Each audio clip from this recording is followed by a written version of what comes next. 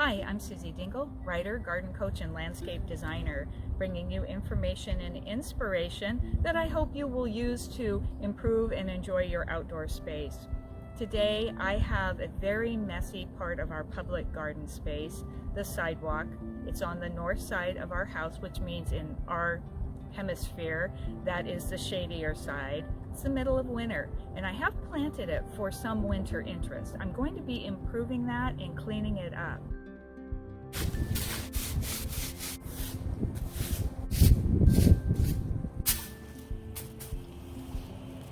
Because I've planted plants that like acid soil, it's fine for me to sweep these fir needles and the rest of the leaves and such right onto the bed, which is a blessing here, so I don't have to remove it elsewhere. I just put it right on top of the bed. Also, this is an ornamental bed. I don't grow any food out here, so I don't have to worry about the toxins and such. This is a hellebore. It blooms in the winter and its buds are starting to show right now. I want to clean off all this old foliage. Some of it doesn't look so good, and also by doing that, the leaves will be refreshed and the flowers will be more visible.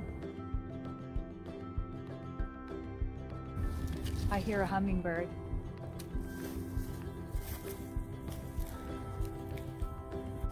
We just had a major windstorm, and after that you usually see a whole lot of debris hung up in the tree limbs. That's a big part of cleanup here in the Pacific Northwest. When you live in the land of conifers, you kind of have to get used to seeing them everywhere, especially after a windstorm. This is one of my favorite plants. It's a weeping larch, and there's not much I need to do with it right now other than admire it in our winter garden. This is a golden Himalayan honeysuckle. It's a shrub, and it gets beautiful flowers and berries on it, and also these lovely vivid green stems. You can see why the stems are used in flower arrangements. I plant this type of dogwood for the beautiful red stems. This is midwinter fire, and I'm not going to prune it now. I'll wait till after it blooms. Then I will cut back the stems, and it will put out new stems that will color up come the following winter.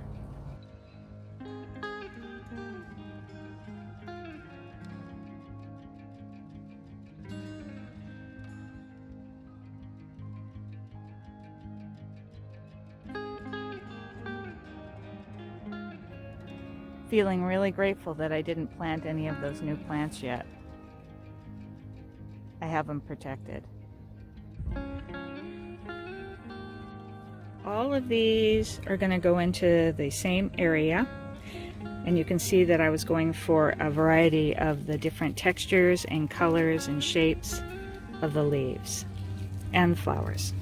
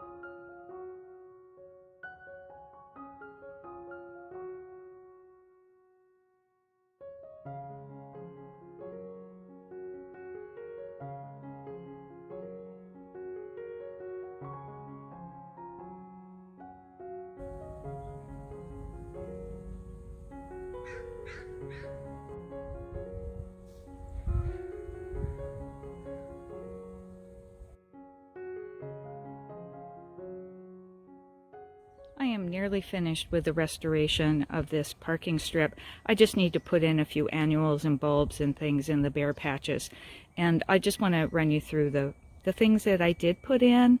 It's actually a lot of plants. I mean, it would have been $600 retail of plants, but it gets sucked up into the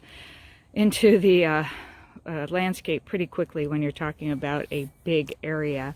This is the first thing I wanted to show you. Is I have used our native evergreen huckleberry as in place of, say, a box type of hedge to mark this corner. There's an identical grouping of 3 on the other corner, way far over there. And then a few groupings of 3 in a row as you go down. That's just going to give the impression of a border. That was my intent. This will be loaded up with some Dicentra luxuriant. It's a ephemeral perennial plant, pink bleeding heart is what it's called, and I'll be putting that in underneath there, but those will come up with self-seeded annuals. Everyone knows this is my flex area. It just is whatever I need it to be at the time. Now, ground covers were really, I needed to beef up the ground covers, so I've done that. All through here I put in this geranium Macrorhizum. This is the Alba, the white one. I think it's got a little flush of pink in it. This will fill in along with the violets that were already here underneath the sassafras tree. And now we're coming along that first grouping of 3 evergreen huckleberries.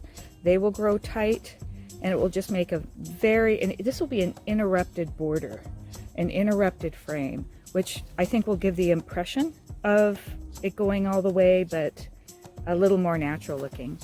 There's some ferns in here, and epimedium over there that was unmarked, so I don't know the name of it, and another little epimedium in there.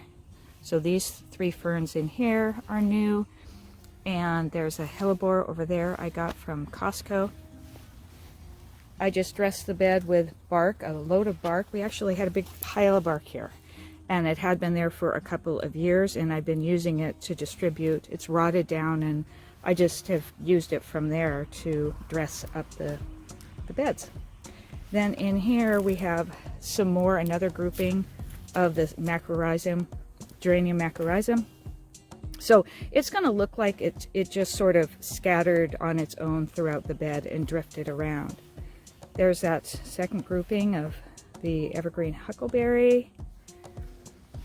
And in the front here, beyond this Edgeworthia, the yellow grass, that is Japanese forest grass. I'll give you a closer look at that. And then I cleaned up the New Zealand windgrass and just used the brown stems as mulch down there. Got rid of the sedge that was there in the front. I haven't put anything back in here yet and over here because it was so full of some grasses. I'm going to probably just plant annuals and bulbs while I spend the next year or two making sure I've got all the grasses out. Here's that final grouping of 3 on the corner. On the other side of the sidewalk, we have some geranium, another type of hardy geranium, MAKEOVER. If you've seen my shopping trip to the wholesale plant nursery, you'll be able to see these up close. I put 9 of them down the row here, all the way down. I didn't go all the way. I think I did 9 because it's just too many fern needles in the back there, and they just get smothered. I'll just walk you down the sidewalk. Are you enjoying the shadow from the trellis? Comes and goes.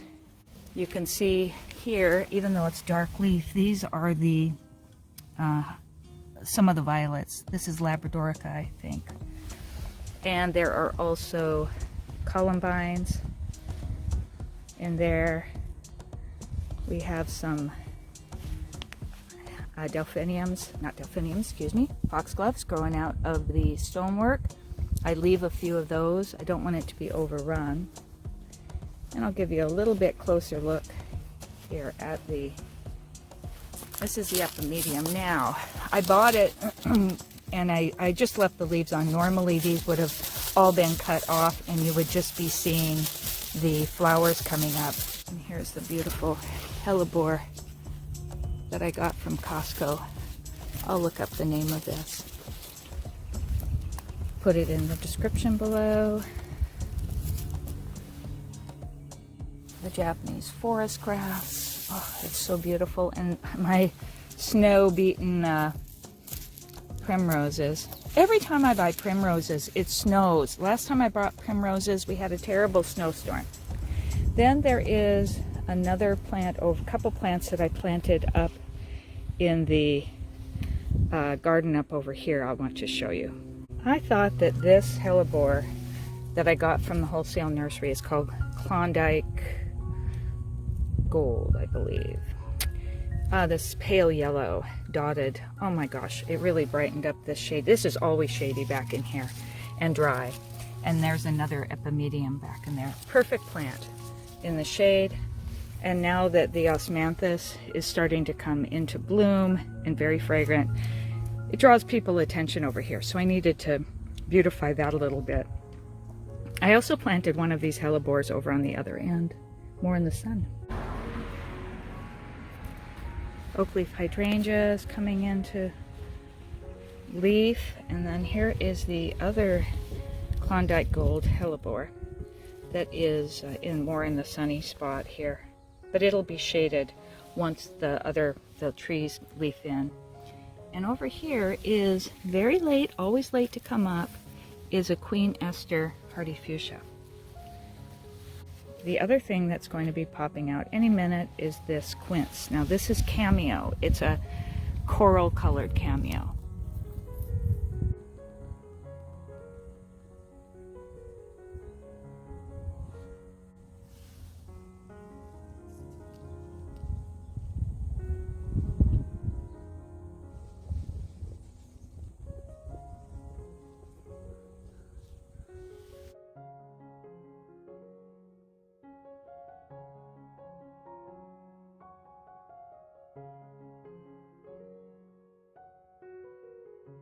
I hope you've enjoyed seeing some of the treasures in my winter landscape.